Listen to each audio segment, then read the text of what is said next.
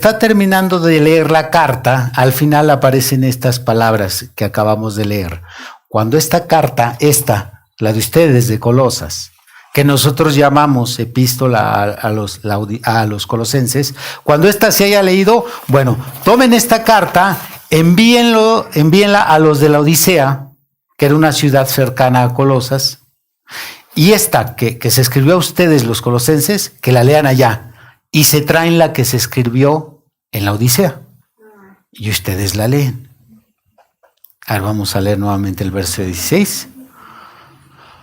Cuando esta carta, ¿cuál carta? Colosenses. Haya sido leída entre vosotros, haced que también se lea en la iglesia de los laodicenses y que la de la Odisea la leáis también vosotros. Entonces, hubo una carta en el primer siglo que se llamaba Carta a los Laodicenses, que también andaba circulando de iglesia en iglesia. Por eso se mencionó, hubo cartas que no fueron incluidas en nuestra Biblia, porque nosotros no tenemos en los 27 libros del Nuevo Testamento ninguna que diga epístola a los laodicenses.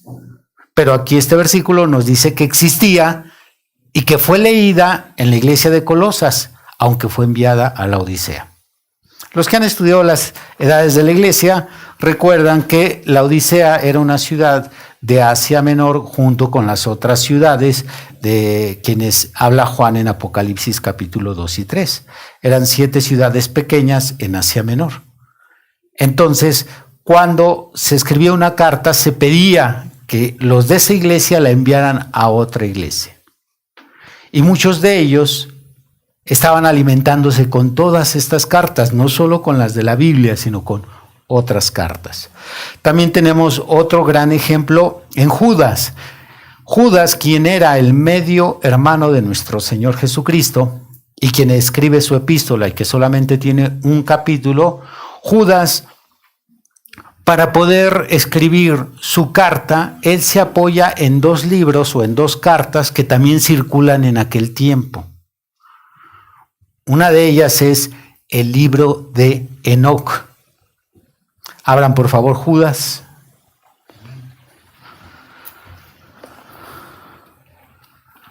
Judas es un libro antes de Apocalipsis.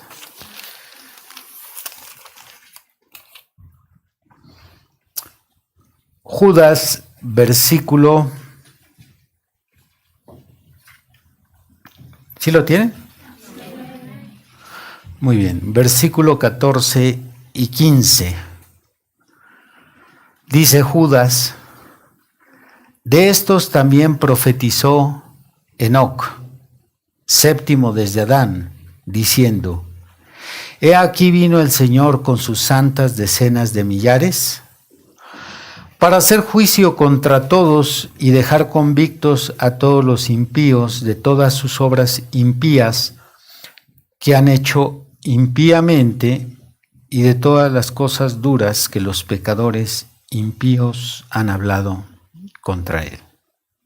Este no es un pensamiento de Judas, esto no es una revelación que le llega a Judas, esto no es un rayo de luz en la mente de Judas, esto es un pasaje que Judas copia de un libro llamado el libro de Enoc, que no tenemos en nuestras Biblias, pero que Judas consideró confiable para tomar de ahí estas palabras e incluirla en su carta y escribirla a todos los santos.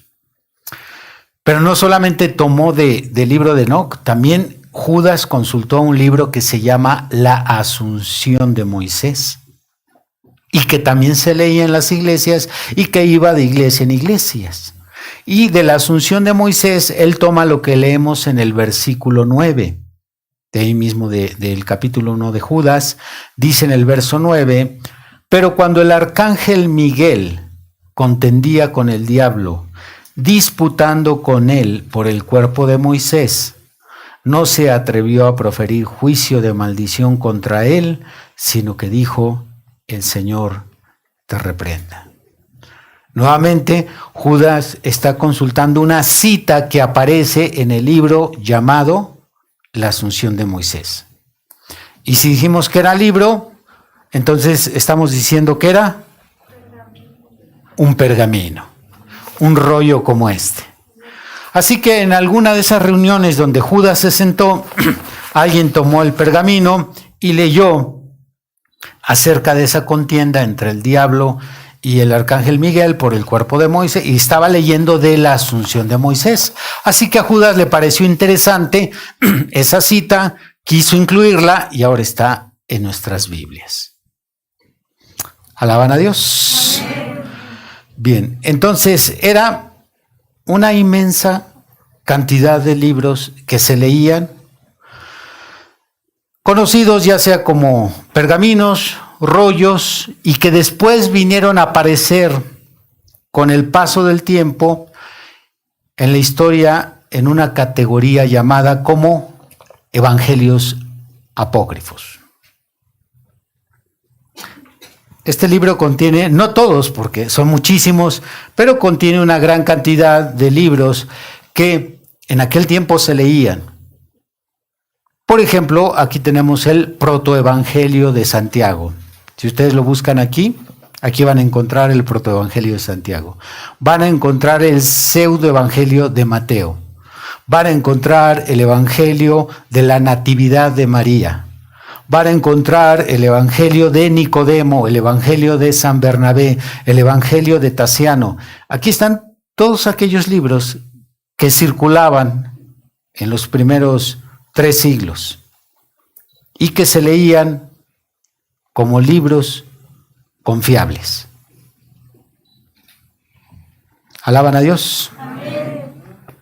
Hay algunos que sí lo atrapan a uno, pero antes de que usted corra a la librería a comprar su libro de evangelios apócrifos, primero lea su Biblia, claro está. Dile al de al lado, primero termina tu Biblia. Sí, porque hace un momento que leímos el libro de Judas, unos dijeron, wow, mi Biblia tiene a Judas.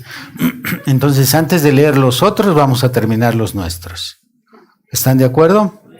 Son, para aquellos que no saben, son 27. Si ya llevas 7, pues te faltan 20. Ánimo, no es mucho lo que te falta. Así que para el cristianismo del siglo I, segundo y tercero, estos libros eran de grande estima para ellos. Nosotros hoy usamos en el cristianismo evangélico la palabra apócrifo de manera peyorativa o de forma despectiva. Pero la palabra apócrifo, que significa oculto, no tenía su misma connotación que hoy se usa. Hoy cuando alguien dice, es un libro apócrifo, está hablando de un libro un tanto despreciativo. No quiero nada que ver con eso. Mira, yo tengo la Biblia, con esto es suficiente.